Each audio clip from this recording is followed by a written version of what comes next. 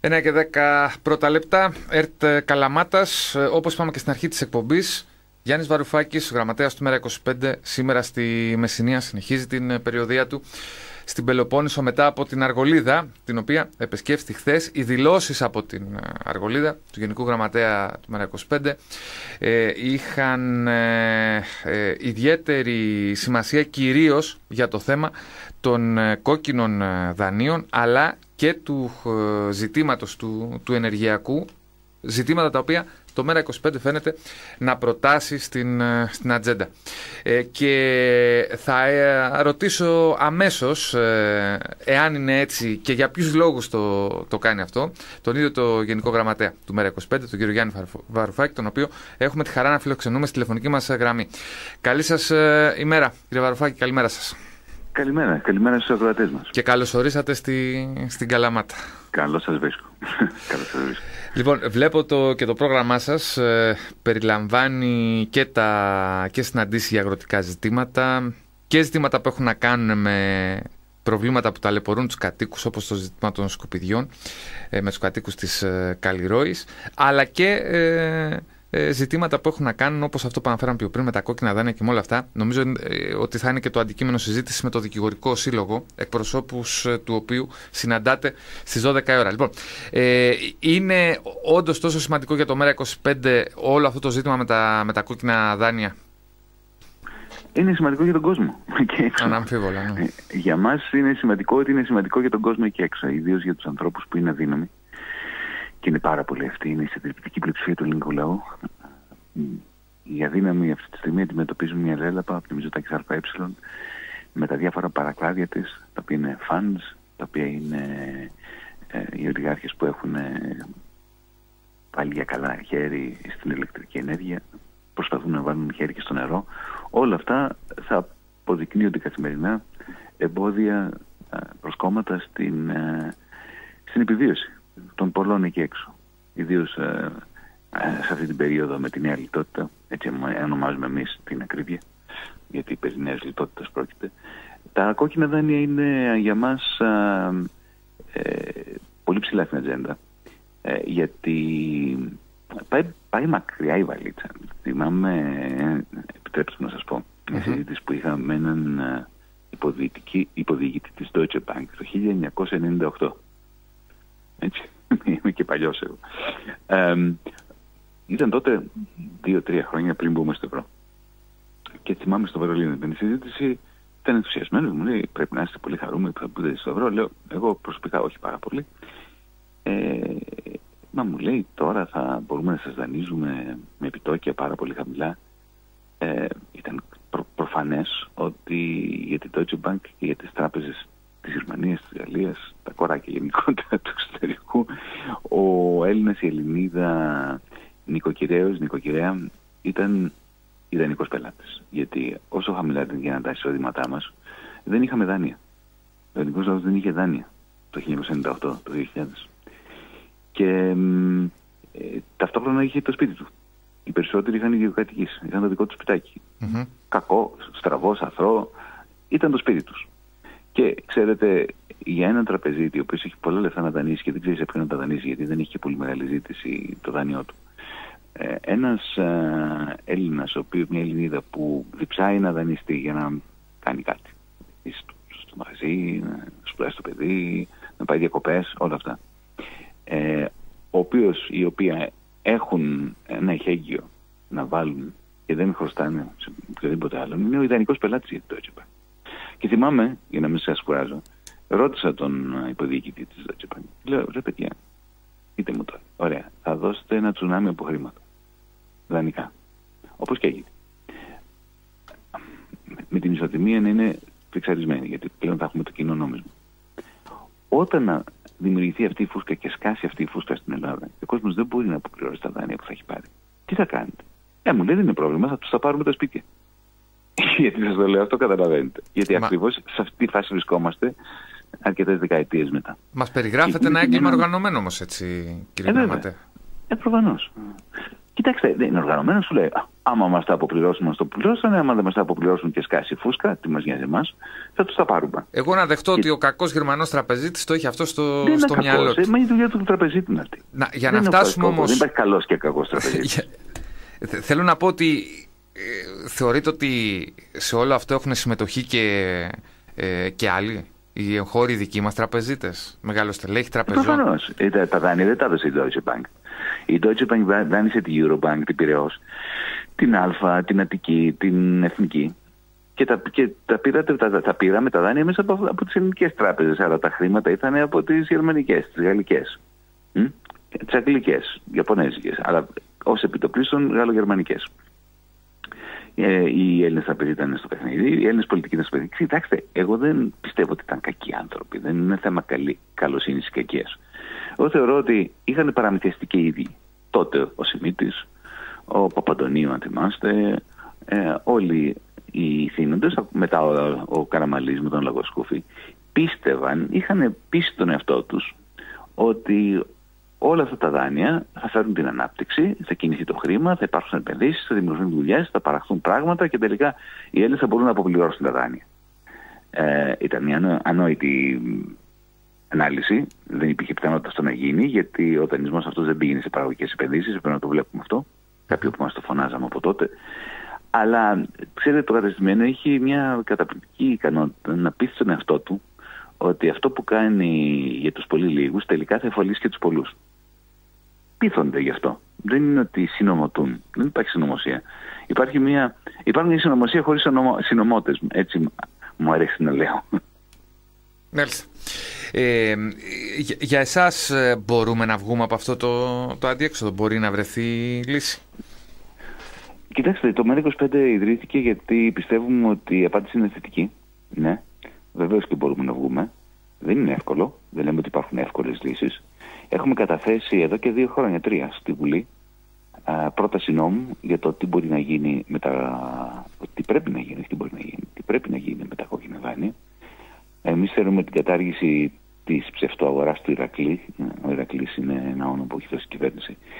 Σε μια ψευτοαγορά όπου αγοράζονται και πωλούνται τα δάνεια του Κοσμάκη, των μικρομεσαίων, των οικογενειών.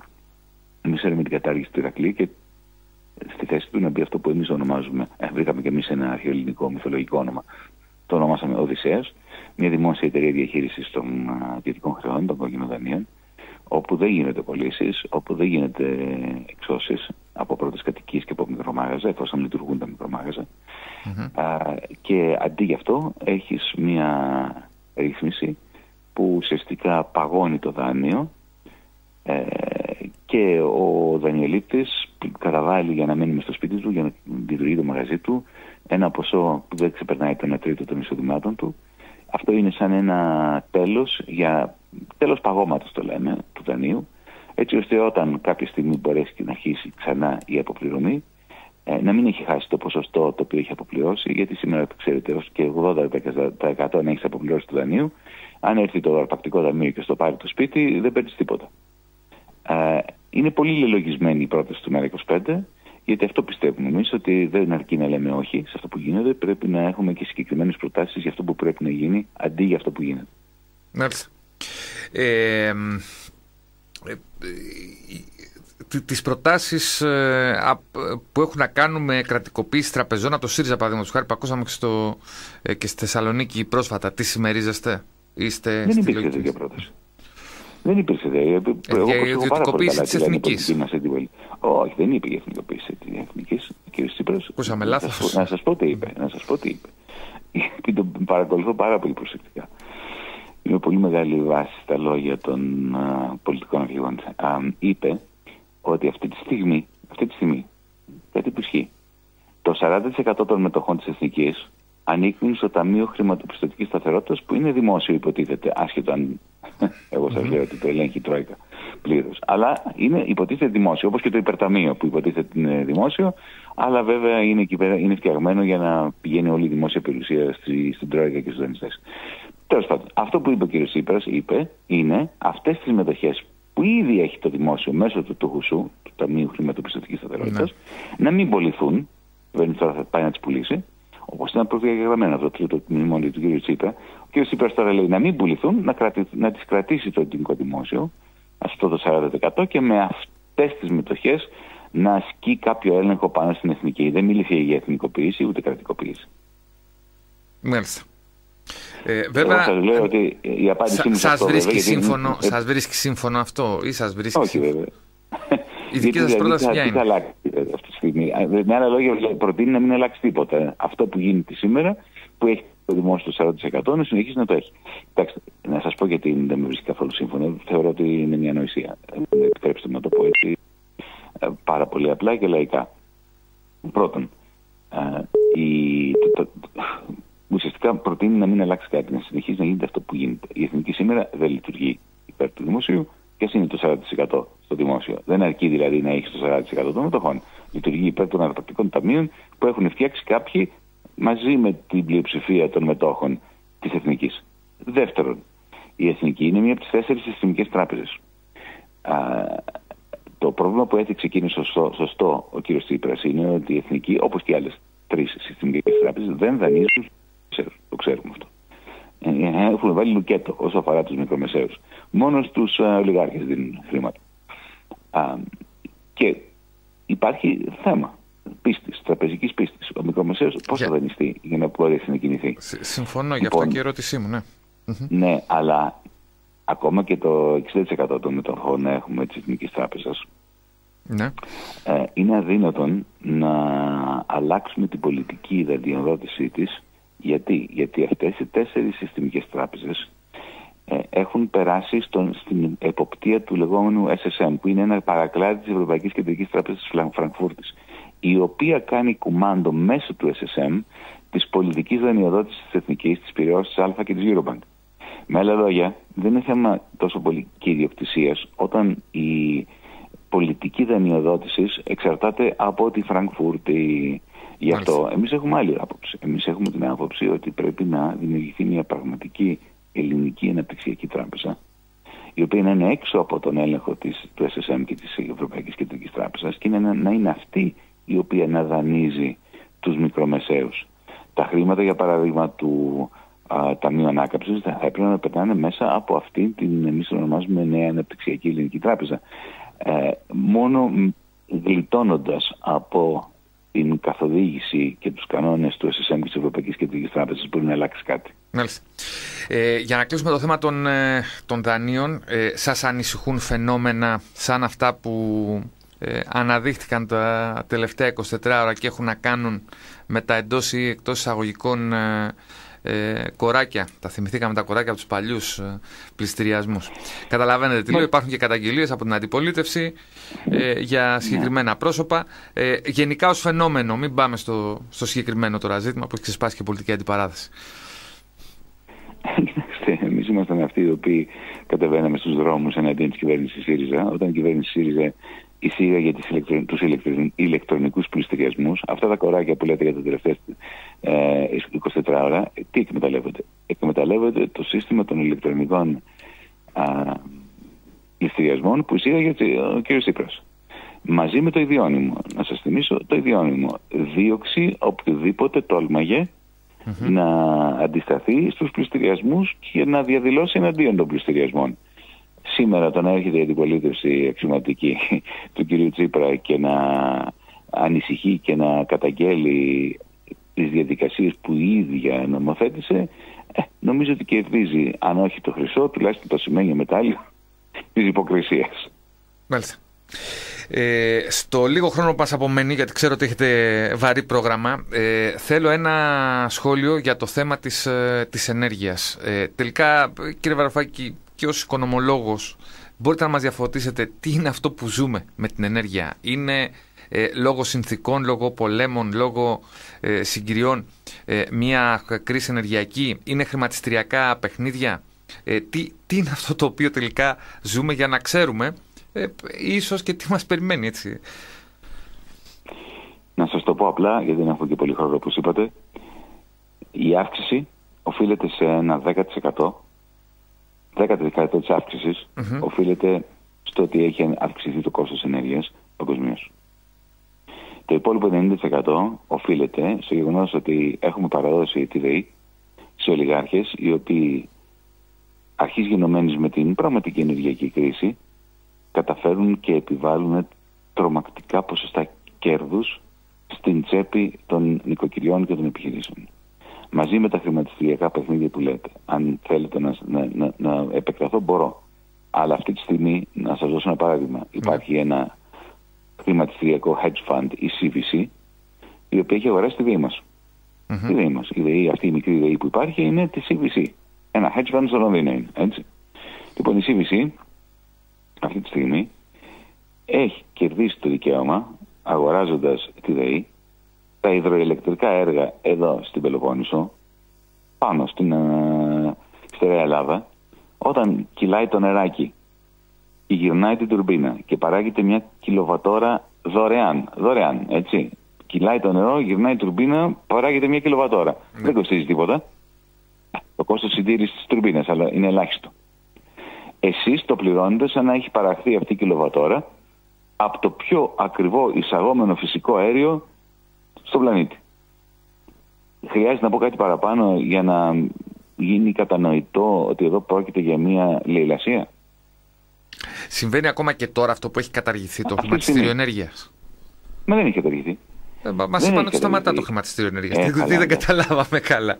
Ναι, κοιτάξτε, είναι απίστευτο πώς προσπαθούν να μπερδέψουν τον κόσμο. Κοιτάξτε, εμείς μιλάγαμε για κατάργηση του χρηματιστήριου ενέργειας. Εμείς μιλάγαμε να μπει ένα πλαφόν στα υδροελεκτρικά, για παράδειγμα, ή στη ΣΑΠΕ ή στο λιγνίτη, που να είναι 5% πάνω από το κέρδος. Πάνω από το κόστος. Και πραγματικά 6 Ιουλίου η κυβέρνηση πέρασε στην εφημερίδα της κυβερνήσεως μια υπουργική απόφαση που κάνει κάτι αντίστοιχο. Και λες, μπράβο, πήγα να χειροκροτήσω όταν το διάβασα, το είπα και στη Βουλή. Ναι, τι κάνει όμως? Δεν καταργεί το χρηματιστήριο ενέργειας. Παράδειγμα, λέει, αυτή η κιλοβατόρα που παρήχθη από υδροελεκτρική ενέργεια, στην οποία αναφέρθηκα προηγουμένως, που είναι πολύ φτηνή, ωραία, λέει, δεν θα πρέπει να πωλείται πάνω από 85 ευρώ. Και πάλι ψηλό είναι το 85 ευρώ, σου λέει εντάξει, πάνω από 85 ευρώ. Έτσι, το χρηματιστήριο ενέργειας βγάζει 300 ευρώ. Λειτουργεί το χρηματιστήριο ενέργειας, βγάζει 300 ή 400 ή 500. Έτσι. Η διαφορά, τι γίνεται? Αυτός παίρνει, η CVC παίρνει τα 400-500 που βγάζει το χρηματιστήριο ενέργειας.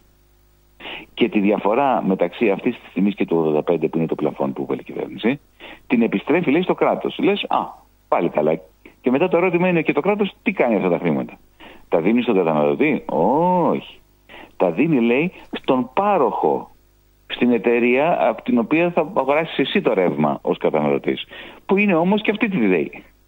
Δηλαδή είναι σαν να παίρνει 20 ευρώ από τη μία τσέπη της CVC και να τα βάλει μετά η κυβέρνηση στην άλλη τσέπη της CVC ή του Μυτιληναίου ή του Λάτσι. Γιατί όλοι αυτοί έχουν μία εταιρεία παραγωγής και μία εταιρεία παροχής. Όλοι τους, αυτοί οι ολιγάρχες. Οπότε παίρνουν τα χρήματα από την τσέπη τη μία και τα βάζουν στη τσέπη την άλλη. Και αυτό το ονομάζουν κατάργηση του χρηματιστήριου ενέργειας.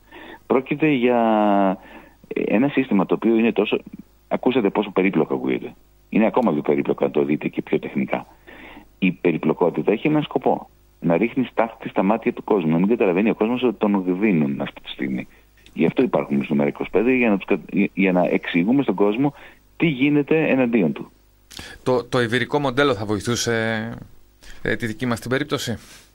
Υβριδικό, τι εννοείται? Το υβηρικό, το μοντέλο της Ισπανίας και της Πορτογαλίας. Θα ήταν πολύ καλύτερο. Θα ήταν πολύ καλύτερο. Και πάλι δεν είναι ιδανικό. Εκεί έχουν δει αποτέλεσμα. Άλλες θα ήταν καλύτερο, βεβαίως. Θα τα συζητήσετε και θα τα πείτε όλα αυτά και σήμερα το απόγευμα στο κεντρικό καφέ της πόλης, στην πλατεία, στο καφέ Αντελάντε. Μία τελευταία ερώτηση. Χθες είχαμε, μάλλον τις προηγούμενες ημέρες, είχαμε αποχώρηση βουλευτίνας της κυρίας Μπακαδήμα από το Μέρα 25. Το σχόλιο σας? Κοιτάξτε, κατανοώ ότι κάποιοι συνάδελφοι, φίλοι, συνοδοιπόροι δεν άντεξαν αυτό που συμβαίνει. Θέλω να σας θυμίσω ότι πριν από μερικές μέρες ένας ολιγάρχης, ο κ. Αλαφούζος, έκανε μια εξοδοτική μήνυση στον Κλέονα Γρηγοριάδη, στον κοινοβουλευτικό μας εκπρόσωπο, επειδή ο κ. Γρηγοριάδης είπε την αλήθεια για τον κ. Αλαφούζο. Είμαστε εμείς το μόνο κόμμα το ΜΕΡΑ25 που στη Βουλή κατονομάζουμε τους ολιγάρχες. Λέμε, κύριε Αλαφούζα, έχει στο Sky όλη μέρα δαιμονοποιείς όποιον μιλάει για ειρήνευση στην Ουκρανία, και εσύ όμως με τα τάνκερ σου μεταφέρεις ρωσικό πετρέλαιο. Να, μία μήνυση, και να δείτε ότι θα υπάρχουν και αγωγές στον Κλέον Αγριοριάδη για εκατοντάδες χιλιάδες ευρώ. Πρώτα είναι ποινική και μετά θα είναι και αστική. Εγώ καταλαβαίνω κάποιοι συνοδοιπόροι μας, βουλεύτρια ή συγκεκριμένοι, να μην το αντέξει αυτό και να θέλει να αποχωρήσει. Εμείς προχωράμε, γινόμαστε όλο και πιο δυνατοί. Αυτό σημαίνει θέλει αρετή και τόλμη ο αγώνας εναντίον της ολιγαρχίας. Σας ευχαριστώ πολύ για την επικοινωνία, κύριε Βαρουφάκη. Εγώ. Καλή σας ημέρα, καλή επιτυχία στην επίσκεψη σας εδώ στη Μεσσηνία. Πολύ. Καλημέρα σας.